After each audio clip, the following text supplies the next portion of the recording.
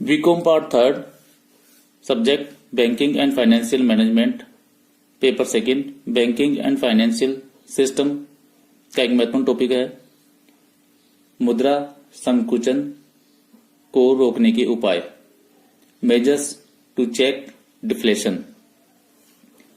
मुद्रा संकुचन की स्थिति किसी भी देश के लिए अधिक गंभीर समस्याएं उत्पन्न कर देती है। हम जानते हैं कि मुद्रा संकुचन के परिमाण मुद्रा प्रसार की तुलना में और भी अधिक भयानक होते हैं। अतः सरकार को इसे रोकने के लिए विशेष प्रयत्न करने की आवश्यकता रहती है। यद्यपि इसे रोकना मुद्रा प्रसार की तुलना में अधिक कठिन होता है, फिर भी कुछ उपाय करके समाज को उसकी बुराइयों से मुक्त किया जा सकता है। मुद्रा संकुचन की स्थिति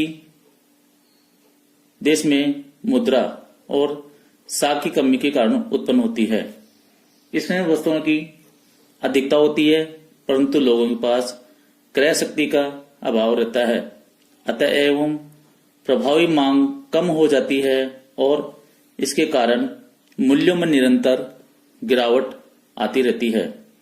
उत्पादन की मात्रा घटाई जाती है, व्यवसाय एवं उद्योग धंधे बंद कर दिए जाते हैं, बेरोजगारी और बढ़ जाती है और यह चक्र चलता रहता है। व्यापारिक क्षेत्र में एक निराशाजनक वातावरण उत्पन्न हो जाता है। इस स्थिति को रोकने के लिए सरकार को ऐसे उपाय करने चाहिए जिससे लोगों की आय में वृद्धि हो और प्रभावी मांग बढ़ सके।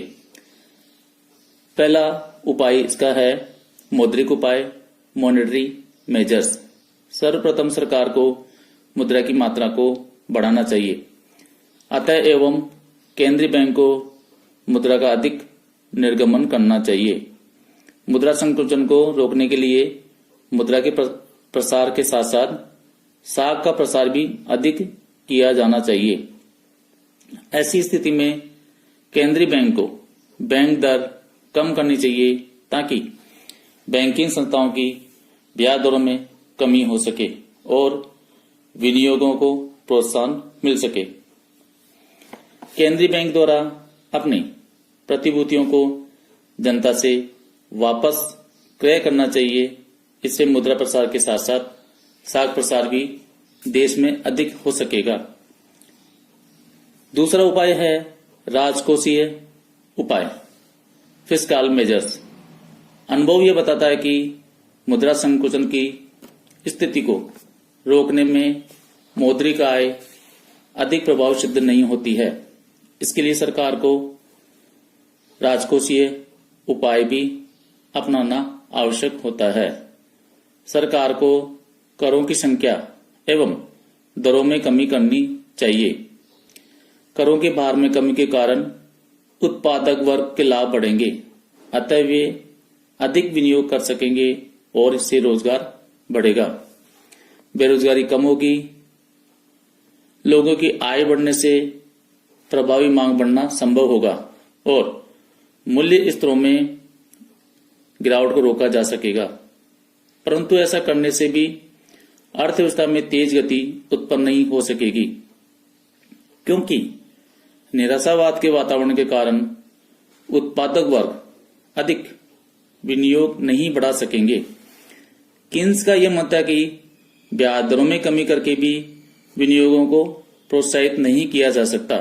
इसलिए उनका सुझाव है कि सरकार को अर्थव्यवस्था में सुधार के लिए स्वयं ही विनियोग बढ़ाना चाहिए। अतः सरकार को सार्वजनिक व्यय करना चाहिए, तभी अवसाद को रोका जा सकता है। ऐसी स्थिति में सरकार को राष्ट्रीय विकास संबंधी योजनाओं पर अधिक व्यय करना आवश्यक होता है। इस प्रकार के विनियोग से रोजगार की मात्रा में वृद्धि होती है और लोगों की क्रय शक्ति बढ़ेगी। इससे देश का आर्थिक विकास भी बढ़ता है। वास्तव में सरकारी विनियोगों को बढ़ाकर मुद्रा संकुचन को रोका जाना संभव हो सकता है। अमेरिका में आर्थिक मंदी को रोकने में ऐसे ही सार्वजनिक व्यय में वृद्धि की गई थी, जो अधिक प्रभावी भी सिद्ध हुई थी।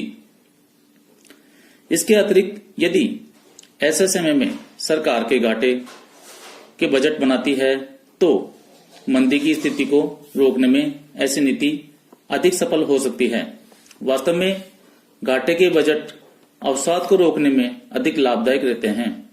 सरकार को सार्वजनिक ऋणों के स्थान पर हीनार्थ प्रबंधन की नीति अपनानी चाहिए।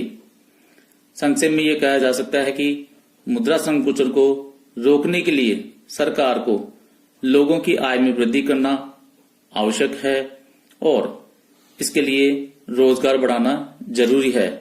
इसका एकमात्र उपाय है सरकार के द्वारा स्वयं सार्वजनिक क्षेत्रों में विनियोग करना।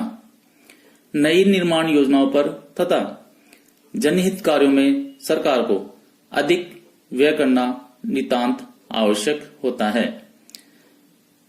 मुद्रा संकुचन में अति उत्पादन की समस्या उत्पन्न हो जाती है। इसके लिए सरकार को आयात कम करना चाहिए और निर्यात बढ़ाना चाहिए। इससे मुद्रा के अवमूल्यन की नीति भी अधिक लाभदायक रहती है। इसके अतिरिक्त यह भी सुझाव दिया जा सकता है कि कीमतों में गिरावट को रोकने के लिए अतिरिक्त उत्पादन को नष्ट भी कर दिया जाए ताकि वस्तुओं की कमी हो जाए और मूल्यों में गिरावट रुक सके। आरंभ में इससे उत्पादकों को हानि तो अवश्य होगी, परंतु मूल्यों में स्थायित्व आ जाने के पश्चात बाद में इन घाटों की पूर्ति कर सकते हैं।